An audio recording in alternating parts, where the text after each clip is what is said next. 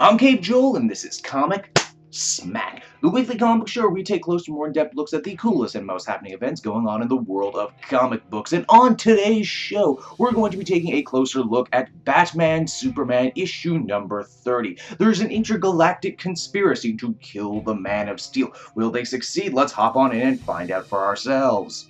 So, as the comic opens, we see Superman is being held captive by the same people who were farming solar radiation off the old guy last issue. As we soon discover, this old guy is not what he appears. We assumed he was Kryptonian, but he's actually a Daxamite. Daxamites, for those of you who don't know, is an offshoot of the Kryptonian race. Like their Kryptonian cousins, they receive superpowers from yellow sun radiation, but they are not harmed by kryptonite. As we find out, this old guy actually isn't bad either, just a lifetime of being used as a human battery has taken a toll on his mind. His body's not that much better either. Absorbing so much radiation from a super sun means that his cells are breaking down, kinda like Superman did in the famous All-Star Superman story. This guy's dying, so his evil captors wanted to replace him with another Kryptonian, and thus they concocted this elaborate scheme involving the dead lizard alien archaeologist and hiring Lobo. Speaking of Lobo, after narrowly surviving his last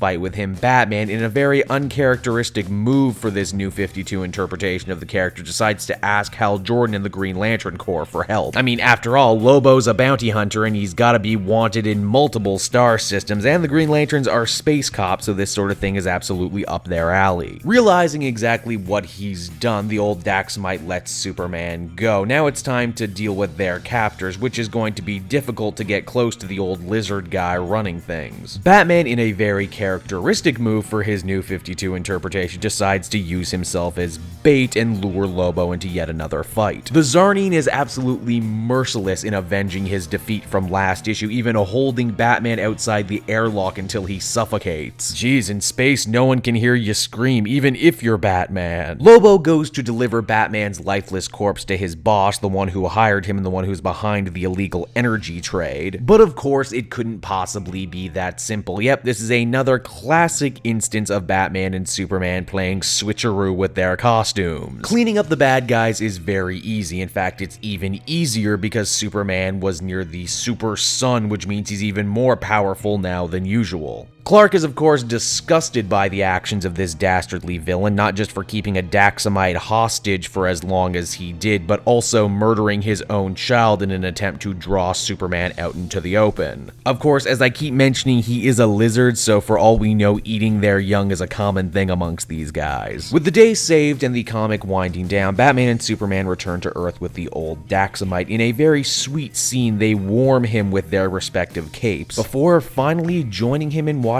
the sunset as he just ceases to be, crumbling into dust. Wow, what an emotional gut punch as it ends. Batman Superman number 30 was a hell of a conclusion to what turned out to be one hell of a story from Tom Taylor. It was a good mystery story, paced well. A lot of the action felt like a throwback to classic Batman Superman stories, right down to the whole costume switching. The art was freaking beautiful from start to finish, and I would be lying if I said I wasn't genuinely moved by the last couple of pages. You know, something few comics can pull off, but this one absolutely did. I give this one a most positive 9 out of 10. Hey everyone, thanks so much for watching my newest video. I hope you enjoyed it, and I hope you'll feel like checking out some more videos I have on offer here at Cape Joel.